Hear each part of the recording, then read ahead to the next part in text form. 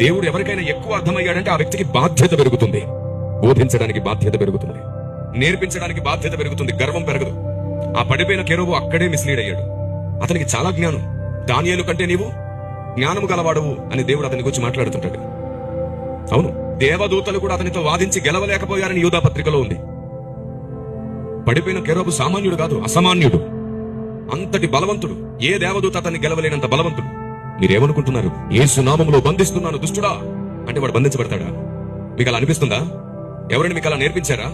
మనం ఎవరూ వాడిని ఏం చేయలేము. శత్రువుని ఎప్పుడు తక్కువ అంచనా వేయకండి. యేసు నామములో బంధిస్తున్నానంటే బంధించబడేవాడు కాదు వాడు. దురాత్మల్లో 3 రకాల దురాత్మలు ఉంటాయి. నా సేవా అనుభవంలో పరిశుద్ధాత్మ దేవుడు నాకు నేర్పించిన పాఠం నేను మీకు చూపిస్తున్నాను. దురాత్మల్లో 3 రకాల దురాత్మలు ఉన్నాయి. ఒక రకం దురాత్మ మనుషుల్ని మాత్రమే పట్టి పీడిస్తుంది. రెండవ రకం దురాత్మ ఉంది, సంఘాన్ని గలిబిలిపాలు చేస్తుంది, సంఘ బోధల్ని పట్టి పీడిస్తుంది, ఐక్యత లేకుండా సంఘంలో వివాదాలు రేపుతూ ఉంటుంది. మూడో రకం దురాత్మ ఉంది, సమాజాన్ని పట్టి పీడిస్తుంది, సమాజంలో ఎప్పుడు వివాదాలకు అదే కారణం. 3 రకాల దురాత్మలు ఉన్నాయి. ఈ మనిషిని పట్టి పీడించే దురాత్మ ఉంది కదా, అది మాత్రమే బంధిస్తే పారిపోతుంది, గద్దిస్తే పారిపోతుంది. యేసు నామములో నేను నిన్ను గద్దిస్తున్నానంటే పారిపోతుంది, బంధిస్తున్నానంటే మౌనంగా ఉంటుంది. ఇది మనిషిని పట్టి పీడించే దురాత్మకు మాత్రమే వర్తిస్తుంది.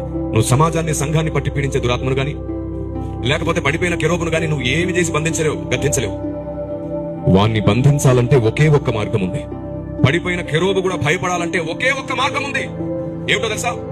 సార్వత్రిక సంఘమంతా కూడా కుమారుని కూర్చిన జ్ఞాన విషయములోను, విశ్వాస విషయములోను ఏకత్వం పొందాలి.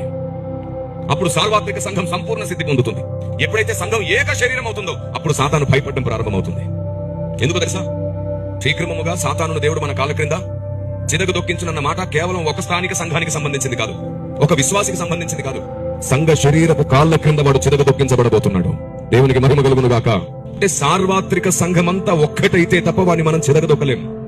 ఈ లోపు మనం ఎన్ని రకాలుగా వాడిని బంధించినా, లేదా ఎన్ని రకాలుగా వాడిని హెచ్చరించినా, ఎన్ని రకాలుగా గద్దించినా వాడు నవ్వుతూ ఉంటాడే గాని వాడిని మనం ఏం చేయలేం.